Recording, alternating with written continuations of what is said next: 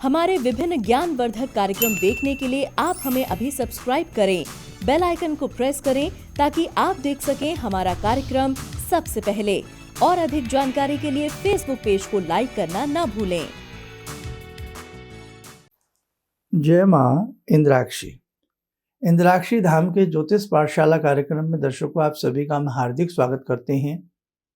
आज के दिन जिन जातकों का जन्म दिवस है, मैरिज एनिवर्सरी है, उन सभी को हमारी तरफ से बहुत बहुत शुभकामनाएं।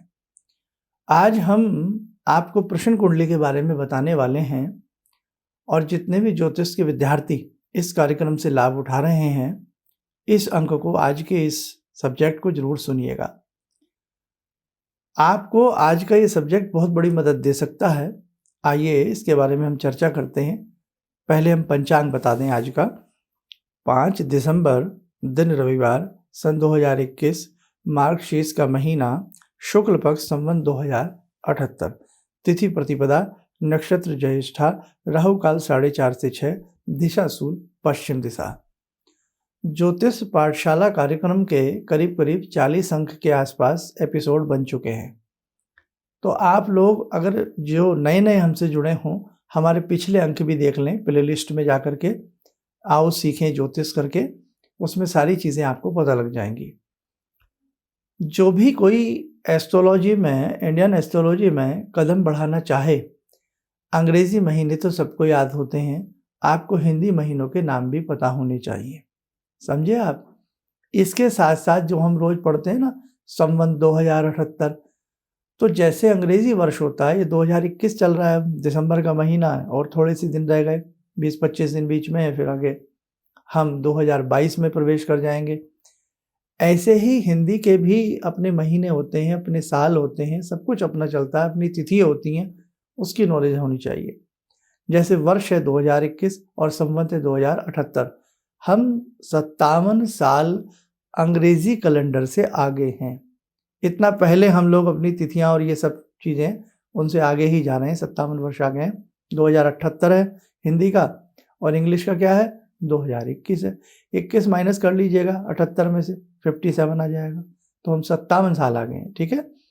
दूसरी बात, आज क्या नक्षत्र है, पंचांग कैसे देखा जाता है, ये कुछ कुछ मौखिक बातें और सामान्य बातें आपको आनी चाहिए। अब हम बताते हैं प्रश्न कुंडली के बारे में। जैसे आप ज्योतिष सीख रहे हैं और आपके पास कोई मिलने आए, आपसे कहे कि मेरी बेटी की शादी नहीं हो रही है, कब तक होगी, ये प्रश्न पूछा उसने। अब आपने कहा कि बेटी की जन्म पत्रिका दीजिए या उसकी डेट ऑफ बर्थ बताइए, क्योंकि लैपटॉप आपके पास है, मोबाइल है, सब में आजकल सॉफ्टवेयर है। लेकिन उसने कहा कि डेट ऑफ बर्थ तो सही नहीं पता, या डेट ऑफ बर्थ पता है तो समय का पता नहीं है। तो ऐसी स्थिति में प्रश्न कुंडली बनाना अति उत्तम रहता है। और वैसे भी एक छोटा सा पंचांग, पॉकेट पंचांग भी आता है, बैग पंचांग भी आता है, बस आप पंचांग अपने साथ रखिएगा। उस पंचांग में आज की तारीख में जाइए। आज की तारीख में जाने के बाद इस समय, जिस समय आपसे कोई मिलने आया है, वो लगन क्या चल रहा है। एक लगन करीब 2 घंटे चलता है। अब बाय द वे आपको पता लग जाए कि इस समय मकर लगन चल रहा है, कैप्रिकॉर्न लगन चल रहा है, तो इतना तो याद तुम्हें रहेगा ही कि 2 घंटे लगन चलने वाला है, या उस लगन कितने बजकर के कितने मिनट पर समाप्त हो रहा है, ये आप पंचांग में देख लीजिए। सारा कुछ। अब तो जब हम लोग ज्योतिष के क्षेत्र में थे तो गुणा भाग करके लगन निकालते थे, कुंडली का बहुत कुछ चीज़ें हम हाथ से करते थे, पूरा गणित करते थे। अब तो इतने आसान तरीके से पंचांग मार्केट में आ गए हैं, आपको करना ही कुछ नहीं है। देखो उसमें सब कुछ लिखा हुआ है कि ये लगन इतने बजे शुरू हुआ और इतने बजे समाप्त हो रहा है। कितना इजी आपके लिए हो गया है। तो आप उसमें लगन देख लें। अब जब आप सबसे पहले कुंडली बना दें कागज पे, कुंडली कैसे, देखो ये कुंडली का नमूना दिख रहा है आपको, खाली कुंडली दिखाई हमने। ऐसे आप कुंडली पेपर पे बना लें, स्लेट पर बना लें, कहीं भी आपने कुंडली बना ली। अब कुंडली का जो प्रथम भाव है, देखो एरो कहाँ जा रहा है, ये प्रथम भाव कहलाता है ना, इसको लगन भी कहते हैं। तो जो लगन चल रहा है, जैसे लगन कौन सा चल रहा है हमने बताया, मकर लगन चल रहा है मिसाल के तौर पे। अब मकर लगन का नंबर क्या होता है, याद है आपको? मैंने राशियाँ याद करवाई थी ना। बस राशि के हिसाब से मकर लगन, मकर राशि कौन से नंबर पर आती है? 10 नंबर पर आती है। तो यहाँ क्या लिख देंगे लगन में? 10। 10 के बाद 11, 12, 1, 2, 3, 4, 5, 6, ऐसे ये आपकी प्रश्न कुंडली बन गई। यहाँ तक समझ में आ गया? फिर समझ लीजिए दूसरा लगन बता दें। जैसे कर्क लगन चल रहा है इस समय, तो कर्क लगन जो होता है कौन सी नंबर की राशि होती है? पहली कौन सी? अगर आप ऐसे ही गिनना चाहें, पहली मेष, दूसरी कौन सी? वृषभ, तीसरी कौन सी? मिथुन, जेमिनी, चौथी कौन सी? कर्क, कैंसर। तो लगन में जो लगन चल रहा है हमने यहाँ 4 नंबर लिख दिया। 4 के बाद 5, 6, 7, 8 ऐसे हमने 12 तक इसको फिल कर दिया और उसके बाद जो भी अंक बचे वो सब लिख दिया हमने। ये हमारी प्रश्न कुंडली बन गई। ओके, यहाँ तक क्लियर हो गया। अब हम आगे की बात करते हैं। कुंडली बना ली। अब जौन से ग्रह आज की तारीख में जिस राशि पे चल रहे हैं इसमें भर दो, अपनी कुंडली में भर दो। कौन से ग्रह, ये कहां से पता लगेगा? अब पता तो क्या लगना, इतना तो याद ही होता है। इस समय चंद्रमा कौन सी राशि पे है, मंगल कौन सी राशि पे है, बुध कौन सी राशि पे, ना पता हो पंचांग खोलो। पंचांग में सारी चीजें बहुत आसानी से दी होती हैं। अब जौन सा ग्रह जिस राशि में वो भर दो। भरने के बाद देखो इस व्यक्ति का लगन क्या बना, इसकी राशि क्या बनी, विवाह का कौन सा भाव होता है? सप्तम भाव विवाह का होता है। 7वें भाव में किस प्रकार के ग्रह हैं, फिर आपका अपना गणित चलेगा। अपने गणित को जोड़ तोड़ करिएगा। और बहुत सारे फॉर्मूले हमने लिखाए हैं, बहुत सारे योग बताए हैं, लक्ष्मी योग, कमला योग, सुनफा योग, अनफा योग, बहुत सारे योग बताए हैं। देखो कहीं कोई ऐसा योग तो नहीं बन रहा। बहुत सारा तालमेल निकाल करके फिर हम अपनी कैलकुलेशन दे सकते हैं। हालांकि मैं समझ रहा हूँ अभी आप अपनी कैलकुलेशन देने में समर्थ नहीं रहोगे, लेकिन मैंने इतना समझा दिया आज के इस पॉइंट में कि हम प्रश्न कुंडली कैसे बनाते हैं। और किसी के पास कुंडली ना भी हो तो प्रश्न कुंडली से लाजवाब आंसर आता है। और प्रश्न कुंडली का कुछ गणित थोड़ा अलग भी होता है, वो सारा मैं धीरे धीरे, देखो भाई, स्टेप बाय स्टेप सारी चीज़ें समझानी होती हैं। आपके मन की आज जिज्ञासा को दूर किया है कि प्रश्न कुंडली कैसे बनती है। कुछ भी नहीं है, 1 मिनट में हम प्रश्न कुंडली बना लेते हैं, 1 मिनट के अंदर। ठीक है, ज्योतिष में बहुत सारी चीज़ें तो इतनी आसान और इतनी सरल हैं जिसको एक आम व्यक्ति ये सोच लेता है कि बहुत हार्ड ज्योतिष है ना। बहुत चीज़ें बहुत आसान है, घबराइए मत। करत करत अभ्यास जड़ मत हो तो सुजान। धीरे धीरे आप बहुत कुछ सीख जाएंगे। प्रैक्टिस करते रहिए, सब कुछ आ जाएगा। आप याद करिएगा अपना वो छुटपन, अपना वो बचपन, जब आपकी मम्मी या मैम आपके कान खींचती थी कि ए बेटा ऐसे नहीं ऐसे बनता है, बी बेटा ऐसे नहीं ऐसे बनता है ना। और बार बार अल्फा बेट में ही उलझ करके रह जाते थे। कभी एक्स गायब माइंड से, तो कभी वी गायब, तो कभी जी गायब, होता था ना ऐसे। और फिर धीरे धीरे आपको पता ही नहीं लगा कि आप कितना अच्छा लिखने लगे, कितना अच्छा पढ़ने लगे, कितना अच्छे बोलने लगे। आप कोई आपसे कहे कि ABCD आपको सिखाएं तो आप हंसेंगे। तो ऐसे ही ज्योतिष है कि आप अभी ऐसा आपको लग रहा है, लेकिन आपको पता भी नहीं लगेगा कि कब आपने बहुत कुछ सीख लिया। बस, तो आज मुझे प्रश्न कुंडली ही आपको बताना था, ये ऐसे बना लीजिएगा। और फिर मैं आगे आगे कुछ ज्योतिष की बहुत अच्छी किताबें आपको लिखवा दूंगा। वो मार्केट से कुछ किताबें ले आइए। हमारी बहुत सारी किताबें पेंडिंग पड़ी हैं। किसी के 100 पेज लिख दिए, किसी के 40 पेज हमने लिखे हैं, किसी के 60 लिखे हैं, लेकिन समय नहीं मिल पाता। आगे सारी किताबें अधूरी पड़ी हैं। मन तो था कि अपनी संस्थान से ज्योतिष की पुस्तकें आपको भेंट दें, लेकिन अभी मैं वादा नहीं कर सकता। इसलिए मैं बाज़ार के कुछ अच्छे राइटर आपको बता दूंगा, पुराने राइटर, तो वो बुक्स आप ले आना, उससे आपको बहुत अच्छी मदद मिलेगी। अक्सर जो बुक्स हैं, बहुत अच्छी बुक्स हैं, हिंदी में तो है ही हैं, लेकिन इंग्लिश लिटरेचर में बहुत अच्छी किताबें हैं ज्योतिष के ऊपर, जो प्राचीन धरोहर है। क्यों है, उसका कारण क्या रहा कि हमारे जितने भी अच्छे अच्छे राइटर हुए हैं, सबने अक्सर संस्कृत में पुस्तकें लिखी हैं पुराने समय में, या कहीं कहीं उनका अनुवाद हिंदी में भी मिला। और जब इधर मुगलों का रहा किस प्रकार से शासन, अंग्रेज़ों का रहा, तो ऐसा नहीं है, अंग्रेज़ ज्योतिष को बहुत पसंद करते थे। तो बहुत ऐसे अंग्रेज़ हुए हैं जिन्होंने हुबेहूब पुस्तकों को इंग्लिश में ट्रांसलेट किया, और हिंदी की प्रतिलिपियाँ कई बार जला दी गई, कई बार वो उनके नामो निशान मिटा दिए गए। तो आज भी बहुत सारी ऐसी पुस्तकें हैं जो अंग्रेज़ी में हैं, बहुत अच्छी हैं। कलकत्ता में एक जज हुए, उनका नाम था जॉन वुडरफ।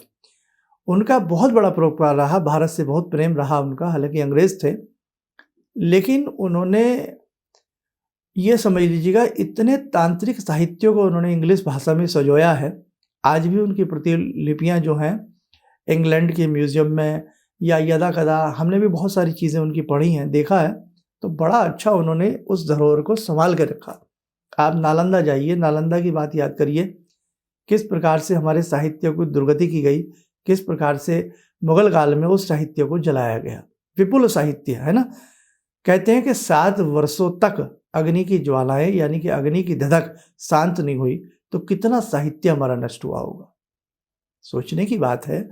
हम बहुत ऋणी हैं अपने ऋषियों के, मुनियों के, जिन्होंने इतनी प्राचीन विद्याएं हमें सौंपी हैं। बस इन विद्याओं को सजोने की आवश्यकता है। इसलिए मेरे से टूटा फूटा जैसा भी बन पड़ता है, मैं आपको सिखाने का प्रयास करता हूँ। आप सीखिए, अपनी कॉपी लगाइए, नोटबुक बनाइए, इन्हें नोट करते चलिए। मेरे से जितना हो सकता है मैं सिखाऊंगा, कहीं और से भी सीखिए और साथ में अच्छी अच्छी पुस्तकों का अवलोकन करिए। एक बहुत अच्छे एस्ट्रोलॉजर आप बन जाएंगे। आइए साथियों, समय चला आज की ध्यानमाला का। आज की ध्यानमाला में जुड़ते हैं हम बटुक भगवान भैरव से।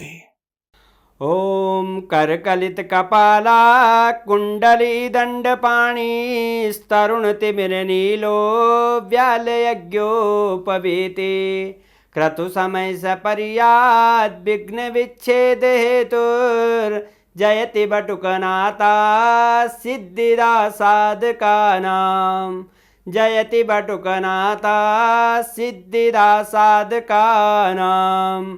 ओम देव्यराज्य सेव्यमान पावनाग्रिपङ्कजं व्यालयज्ञसूत्रमिन्दुशेखरं कृपाकरं नारदादियोगवृन्दिवन्दितं दिगम्बरं काशिकापुरादिनाथ कालभैरवं भजे भानुकोटिभास्वरं भवाब्दितारकं परं नीलकण्ठमीप्सितार्थदायकं त्रिलोचनं कालकालमम्बुजाक्षमक्षशूलमक्षरं काशिकापुरादिनाथ कालभैरवं भजे शूलटङ्कपाशदण्डपाणिमादिकारणं श्यामकायमादिदेवमक्षरं निरामयं भीमविक्रमं प्रभुविचित्रताण्डवप्रियं काशिकापुरादिनाथ कालभैरवं भजे भुक्तिमुक्तिदायकं प्रशस्तचारुविग्रहं भक्तवत्सलं समस्तलोकविग्रहं भूतसङ्गनायकं विशालकीर्तिदायकं काशीवासलोकपुण्यपापशोधकं विभुं नीतिमार्गकोविदं पुरातनं जगत्पतिं काशिकापुरादिनाथ कालभैरवं भजे काशिकापुरादिनाथ कालभैरवं भजे। कवच बना लें, ध्यान करें, भगवान भैरव का शुभ आशीष हम सब के ऊपर बरस रहा है।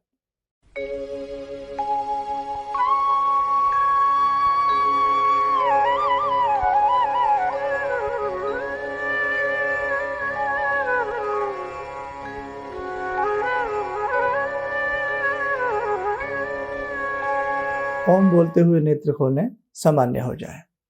तो आज हमने प्रश्न कुंडली आपको बताई दी। लगन कुंडली यही होती है, और अगर आपको किसी का समय वगैरह पता हो तो भी पंचांग से एक व्यक्ति की कुंडली 1 मिनट में बन जाती है।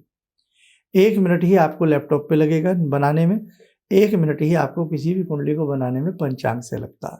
तो बहुत ईजी है, लेकिन बस मुश्किल कहाँ आती है उसको देखना, किसी के भविष्य को पढ़ना, किसी के वर्तमान को पढ़ना और किसी के भूतकाल को पढ़ना। वो सब धीरे धीरे हो जाएगा। बस तो आज के लिए यही बहुत था। आप सुखी रहें, स्वस्थ रहें। इन्हीं शुभकामनाओं के साथ हम अपनी वाणी को विराम देते हैं। जय माँ इंद्राक्षी। हम लोग आपका प्रोग्राम शुरू ही किया था अभी देखना, क्योंकि हम लोग बाहर से अभी सहबाबाद ट्रांसफ़र हुए हैं, तो उसके बाद ऐसे ही एक दिन बैठी हुई थी, मेरी बेटी भी बैठी हुई थी।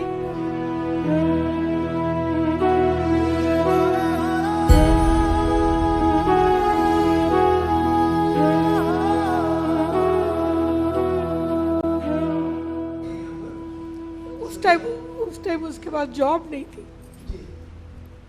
थोड़ा टाइम उसने जॉब छोड़ी, मैंने एकदम से बोला उसको कि तुम ये लगाओ फ़ोन, और पहली बार ही में ही उसका आपके साथ फ़ोन लग गया, पहली बार ही उसका फ़ोन लगा, और आपने कहा कि उसको बहुत अच्छी नौकरी मिलेगी, और थोड़े दिन बाद ही उसको बहुत अच्छी नौकरी मिल गई और वो बहुत अच्छी नौकरी कर रही है। धन्यवाद बहुत इसके लिए। किसी भी समस्या के समाधान के लिए मिले प्रसिद्ध हस्तरेखा एवं वास्तु विशेषज्ञ प्रोफेसर धर्मेंद्र शर्मा जी से। नोट: शिविर में भाग लेने हेतु एवं व्यक्तिगत रूप से मिलने के लिए कॉल करने का समय सुबह 10 बजे से शाम 6 बजे तक। हमारे विभिन्न ज्ञानवर्धक कार्यक्रम देखने के लिए आप हमें अभी सब्सक्राइब करें, बेल आइकन को प्रेस करें ताकि आप देख सकें हमारा कार्यक्रम सबसे पहले। और अधिक जानकारी के लिए फेसबुक पेज को लाइक करना न भूलें।